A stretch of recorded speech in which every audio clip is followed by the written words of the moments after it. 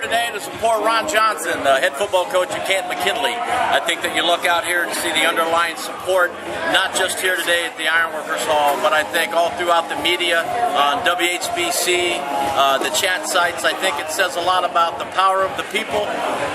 They might be elected, but they answer to us. We pay them. So let's have our due process, just as they should have done Coach Johnson, which I think they violated. So. You think there's a lesson been learned here, people paying attention to elections and who's running for office? Well, I think that through any election, a lot of people go in, and if you need to vote for 2 and 3 names are there, 2 people win by default. Most of the time, some folks are educated enough to go in, but a lot of folks go in to vote, and they're voting for issues they've never read about. But that's been going on in America for years. But, we're here to change that. I think we've opened the window to turn this around to make sure people of Canton vote and make informed choices. So I think it's a good civics lesson for those kids. 90% of them support everybody coming out, because I really think that at times they forget what we can do, the power of we. And we all know what that is. So step back, relax, we're going to get things started. And I will say this, that we will organize polite with honor and integrity. You don't see us around town disrespecting anybody, and we're going to follow that. So if anybody comes in here raising hell, we don't play that game here. I have security coming, we have police here, and we have some other police. They're going to stop down that are friends of Canton McKinley. So we will do this the right way, just like the tradition of the high school. So we have honor and respect. And once Mike Cooper, Canton McKinley Bulldog President. Put your hands together for Mike Cooper. Dave Stevenson. All these billboards you're going to see and all these ads, Dave Stevenson is the architect. Another McKinley graduate. Scott Castor runs CantonMcKinley.com and is a very big asset for what we do here at Canton McKinley. Put your hands together for Scott on there. Mike Maloney from the Alumni Association is big behind us. Put your hands together for Mike. And Dave Jingo. The man behind the 13-0 movie, him and his brother. So Dave Jingo has a big part of this as well. So we're going to move forward. We're live on the radio. So you know what? Let the games begin. So tonight the Bulldogs take on the city of Canton. Takes on the Canton City School Board. The starting lineup for the school board. They won't answer you. They won't call you back. They won't give us a reason for buying one of the most successful coaches in Canton McKinley history. So I'm here to tell you tonight, we're not accepting that, are we? No! We're here because we're Bulldogs and we have class.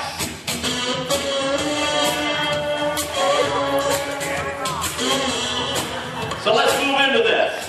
Break it up! I want to thank everybody for coming out this evening. I know it's cold outside, but it's going to be warm in here. And once we move and head out to those sites that we have picked, we're going to express ourselves with class and honor and share the view that we support Coach Johnson, and he needs to be the coach of the Canton McKinley Bulldogs. The board members say, isn't it for the children? Well, I know what they say, isn't it for the children? You know what I say? If that's all you're going to say, and that's the only talking point you have, 90% of that football team has signed a petition. Bring it back and do the right thing. 9 days we've been here. 9 days. And all we can get out of them is I don't have anything else to say. Well, when you run for an elected office, and I can tell you this, for nearly 5 years, I was an elected official, and when you become one, the rules change. And it's okay, because you represent the community, not yourself, and not your faction that you bring to the table. So for any of them to say, well, they don't like people digging in their background, well then I don't think you should have ran for office. And I say, if the heat's too hot, get out of the kitchen and resign and do this town a favor.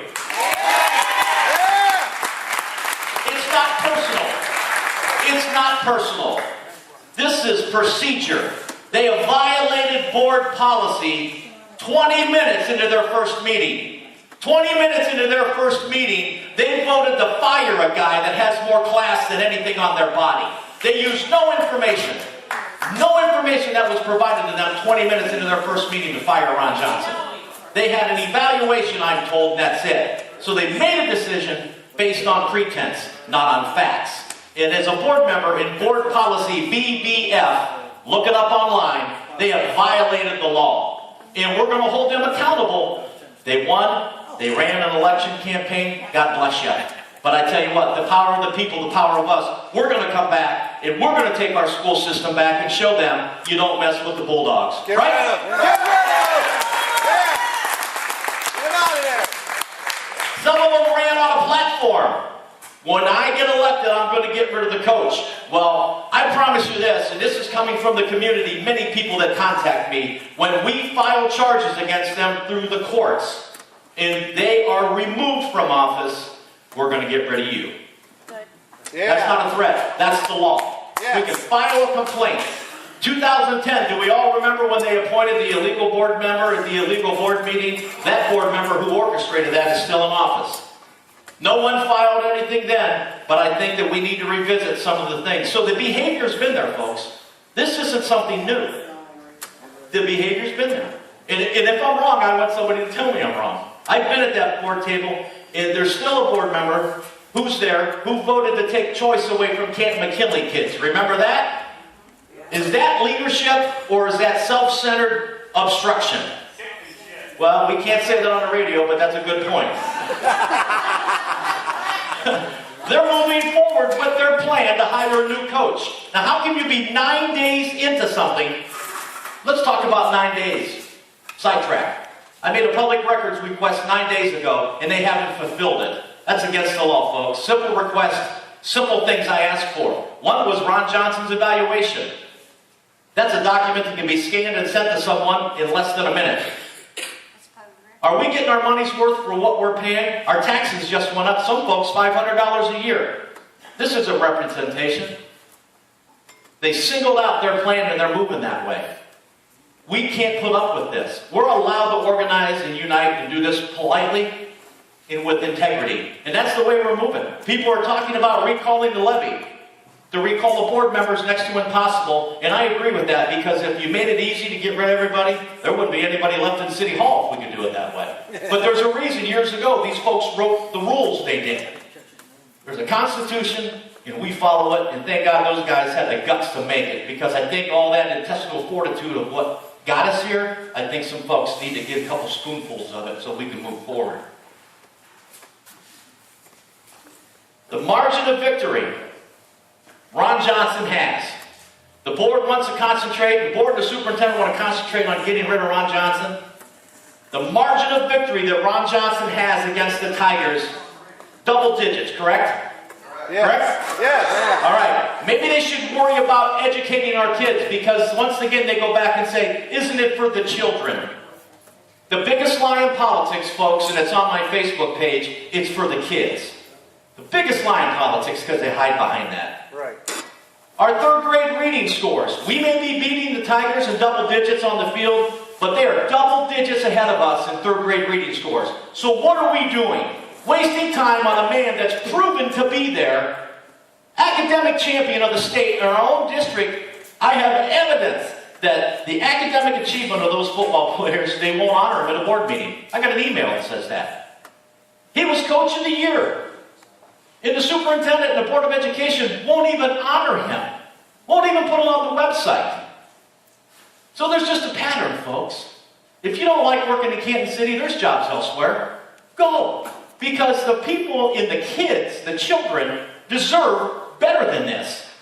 Right. When you say that I have nothing to say to you, I made my vote and get off my porch, you ain't got that right no more. Keep Ron John! Keep Ron John! Come on, keep Ron John! Let's go! Keep Ron John! Keep Ron John! Keep Ron John! Keep Ron John! Every one of Ron Johnson's superiors gave him high marks to get his job renewed. Every one. In 20 minutes into this sideshow, they fired the guy. They never met him. They didn't know who he was even. Allegedly, one doesn't even know his name. But this is an awareness thing, and we're here to talk. And when you talk in truce, you don't have to worry about which lie you told. And I think if we stick to the facts and move forward, Some of the code of ethics they violated, they personally assume an unauthorized authority. Ida Ross Freeman made a post on a Facebook page of the Mansfield mayor advertising the football job. Well, there's charge number one, and I won't share the rest with you because we are filing, we have legal counsel, and we're moving forward.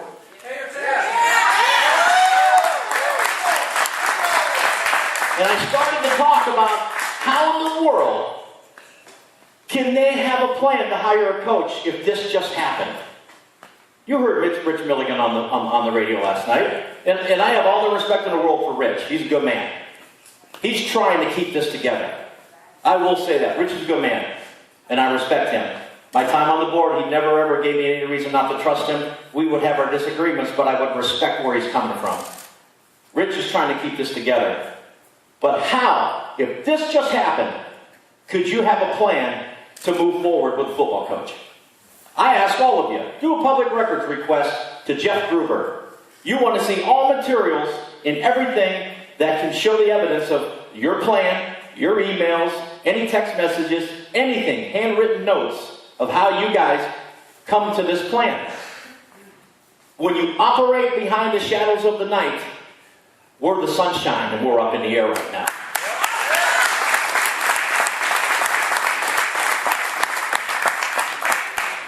This isn't a witch hunt, folks. They made a decision based on what they wanted. And when they say that, oh, he didn't engage the community, you hear any evidence? That's the only talking point they have. Honestly, what community? Canton's not black and white. There's many communities in this town. Harder Heights, Ridgewood, Rainbow Acres. I mean, we can name all the little neighborhoods. It's the mayor's job. It's a melting pot. It's a melting pot of a lot of people. So to say that the community's divided, I don't buy that. A small group who didn't like something had the ear of some leadership in this town.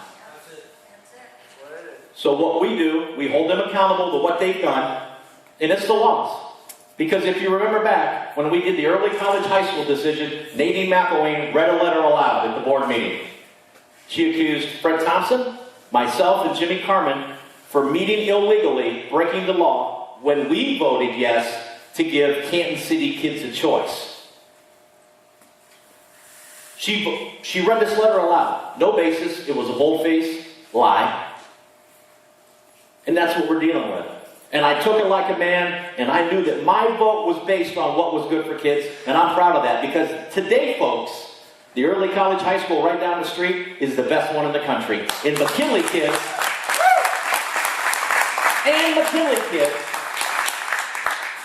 kids into college can graduate with the McKinley diploma because 3 of us had the guts to stand up for what was right. What's sad about that, there was 4 girls that were cheerleaders back the first year when they made you enroll as a Timken student, which was fine. But we felt we just beat the state to keep Sowers open and to build Harder and Summit. Because remember, they were torn to the ground and they cut our money off. When we went to them in Columbus, I went on the bus, our kids have a choice. And we fought them. And we won, didn't we? We built those schools and we moved forward. But when it came to giving kids a choice to either be a Timken or McKinley grad at the best early college high school in the world, people voted no. People voted no because they had an agenda. And that's sad. But she read that letter out loud about me. And I kept my mouth shut. And we organized and we got the truth out there. And people believed in us. And that's probably one of the most... I was so proud that people came and said, you know what, we don't believe that. But that's not leadership. That's caving into one side. But I think that I've talked too long. But I need feedback and input here.